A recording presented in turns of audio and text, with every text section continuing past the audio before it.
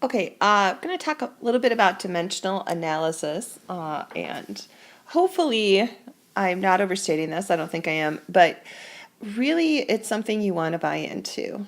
And I have found in the past 20 years of teaching that if people buy into this and they kind of change their thinking about how to solve problems and do it with dimensional analysis, that they are much more successful. So this third bullet point down, and I say buy into this process and save yourself an unimaginable amount of grief. That is actually not overstating it too much.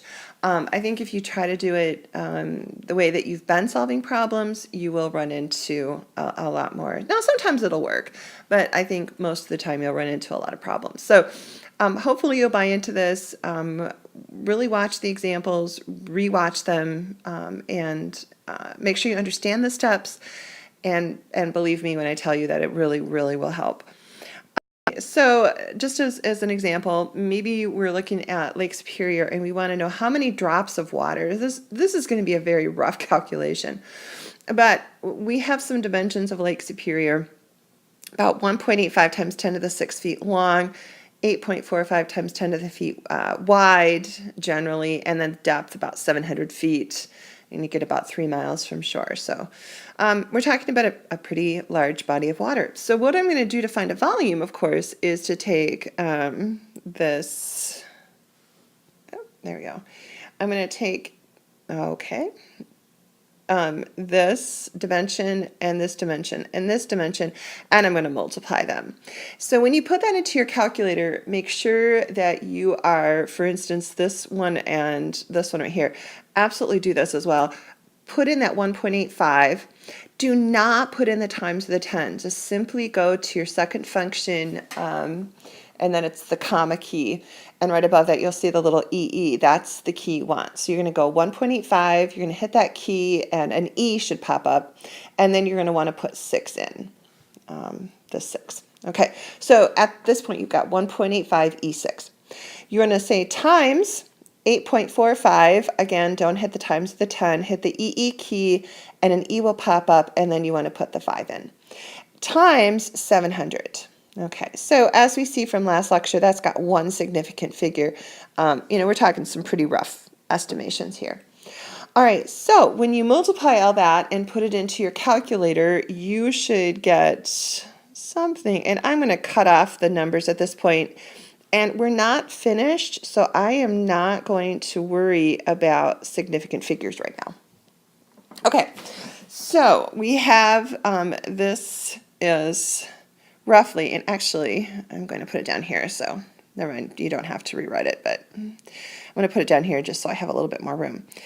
And I just kind of arbitrarily cut it off there because, okay, I thought I could write better with a stylus. All right, so in any case, at this point, what I want to do is I want to get to drops.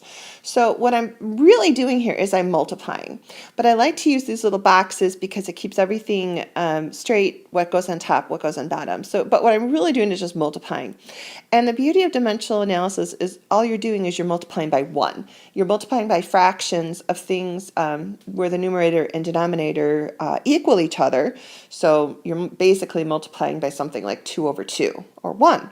So that's kind of the beauty. You're not changing anything except for the units. The number will change obviously in the calculation, but you're not changing the value of the quantity.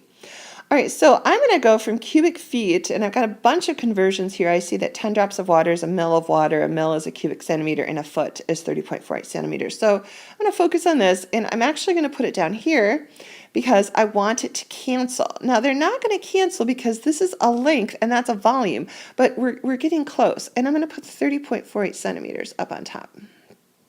Okay, so what I need to do now, though, is this is cubic feet, and I really want this to also, I need it to be cubic feet. So I'm going to cube it, because I need that to cancel. Top and bottom, just a numerator and denominator, just like having a 2 here and a 2 there. They would cancel, but we're focusing on units.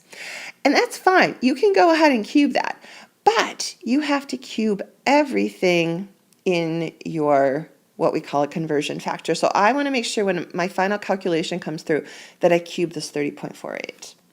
All right, I'm also going to use the fact that a cubic centimeter is the same thing as a milliliter.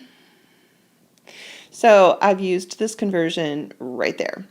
Attention, your computer might be at risk. For technical support, call the toll. Oh my goodness. Okay. Anyway, so this part right here, this cubic centimeter and cubic centimeter will cancel. And now I'm going to be left with milliliters. Now, people that are really focused on numbers will say, well, this step right here is unnecessary because all you've done is multiplied by 1 and divided by 1.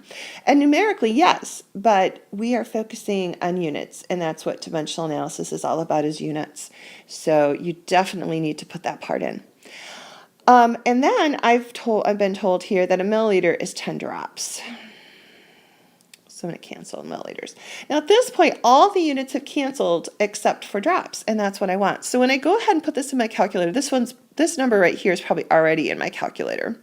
I'm going to multiply it by 30.48 cubed. Don't forget that cubed. So 30.48 caret 3 is fine. Times 10 divided by, well, 1 cubed, that's not going to matter, divided by 1, divided by 1. Okay, so nothing in the denominator is going to be, you don't have to put any of that in your calculator. But when you multiply that all out, you are going to get 3.0986 times 10 to the 20th drops. Now, I am going to round that to simply 3 times 10 to the 20th drops. Now, that's going to be my final answer. Now, why did I take that 3? Please do it, and you'll see that 3.0986, and some more numbers are on your calculator, but you don't want to do that.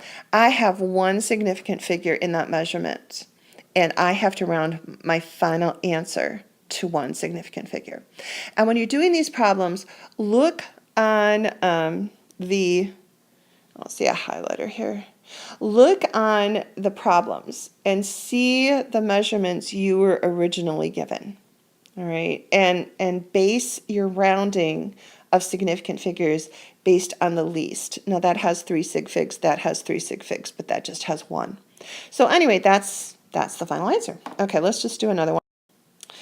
How many times will your heart beat today? Well, if you take, now I would probably not want to put my finger over my pulse and do this from 7 a.m. to 5 p.m. That'd be a pretty big waste, but I could do it for maybe, 10 seconds. So let's say that we do it for 10 seconds and you're in pretty good shape, and your heart's beating for 9 beats during that 10-second period. So that's your measurement. And then 600 seconds in an